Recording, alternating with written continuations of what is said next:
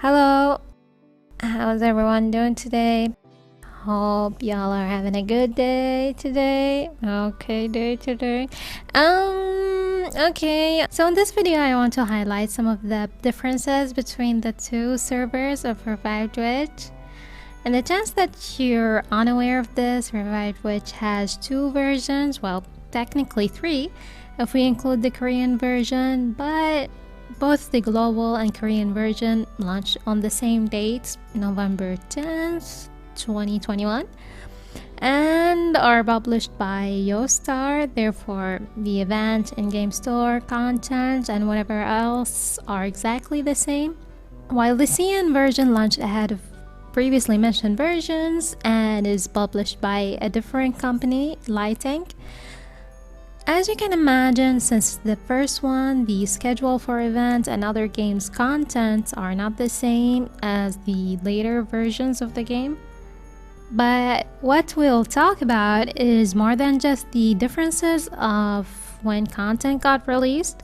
Rather, it's the little missing elements here and there that also subtly reinforces and reminds everyone that the global Revived Witch is figuratively the stepchild of Pixel Nico and maybe even YoStar.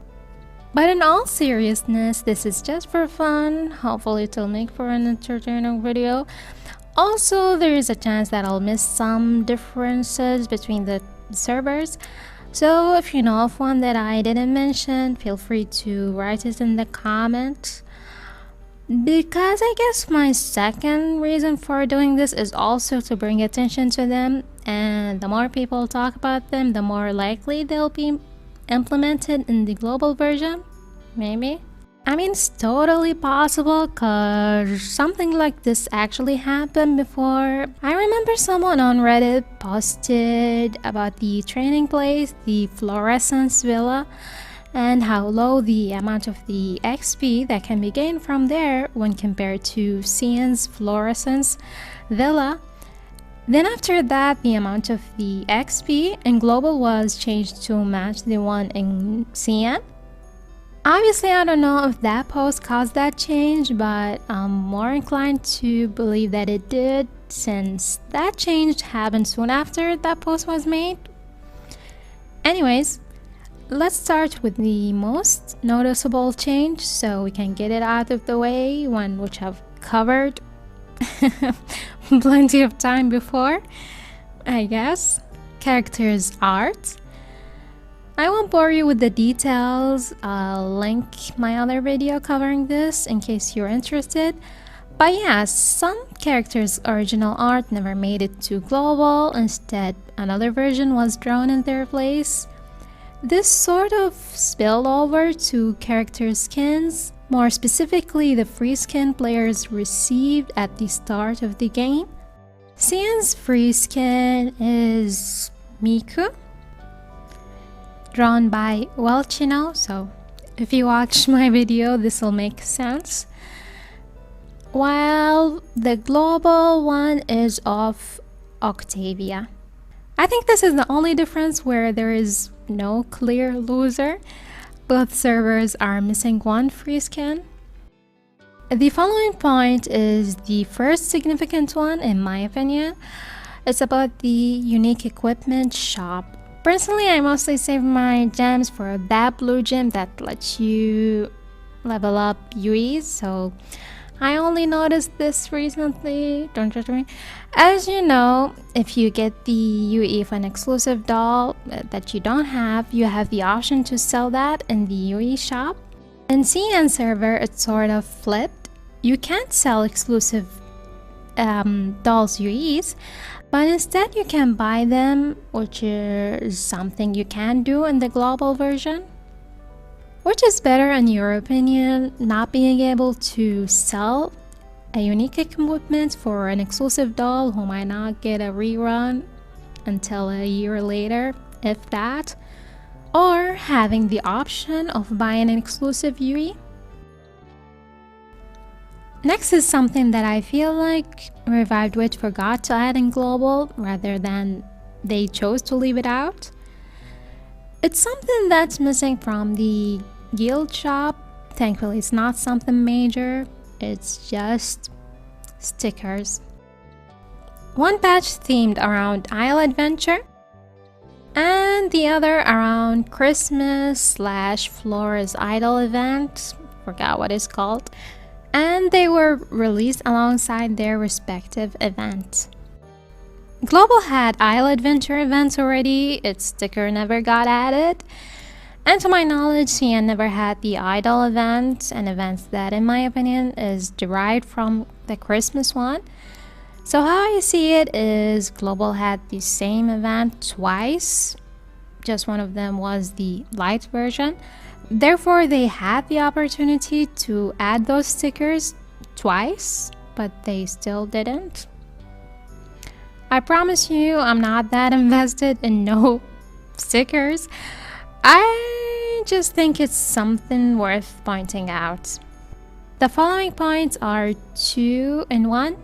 I decided to merge them together because adding them in is kind of like cheating, but they fall under the same premise role of the video, so they sort of count.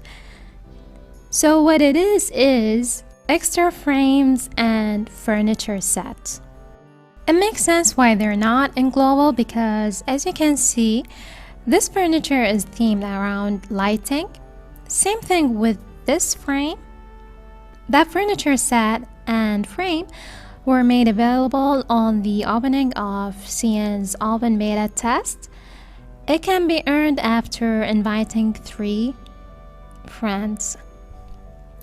Now this other frame, I couldn't find an official post about it, so I don't know why or when it was added, but the character in the frame is attached to a known influencer, a game commentator, as his wiki said. Moving on. Next is Chinese and Japanese voice lines. In the game settings of the CN server, you have the option to choose whether you want Chinese or Japanese voice lines. I would say this can be easily implemented in Global, but seeing how Nicholas' Japanese voice lines are missing in CN, yeah, maybe not. Now, this last point maybe is a bit cringy, but it's important. It's a line of communication. Unfortunately, it's common among global or international versions of games, specifically mobile games, to kind of limit the line of communication to game support. Yes, they may have social media accounts, but you'll find that they mostly are just reposting announcements on them, hardly if ever interacting with the people there. So often it feels like if you think there is something that's ruining the gameplay experience, perhaps something that's making the gameplay feel tedious, too frequent events, releases, like no matter what the issue is or how much of a red flag a particular thing is in the game, unless it's a glitch, exploit, or something of that sort, you might as well just be talking to a wall. Global Revived Witch has IG, Twitter, Facebook, Discord, Reddit. I don't know about Discord or Facebook, but on the rest of those platforms, I don't recall ever seeing them responding to anyone.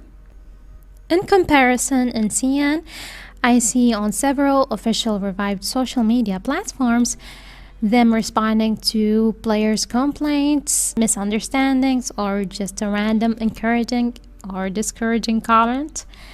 Not always, but every now and then.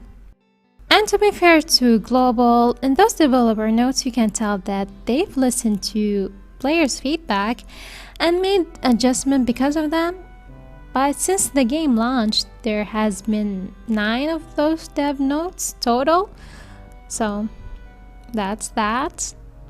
Anyways, we've reached the end of the video. What are your thoughts on all of this? Do you wish for Revived Witch Global to bring any of those things that I mentioned to Global? I was gonna rap more about the last point, but I decided not to, so to not sound like a maniac. But I think it's important for official account to not feel like they're dead. Otherwise, the "is this game dead?" will never end. But maybe you think it's not that important. What do you think? Okay, thanks for watching the video. Hope you enjoyed it. Until the next video.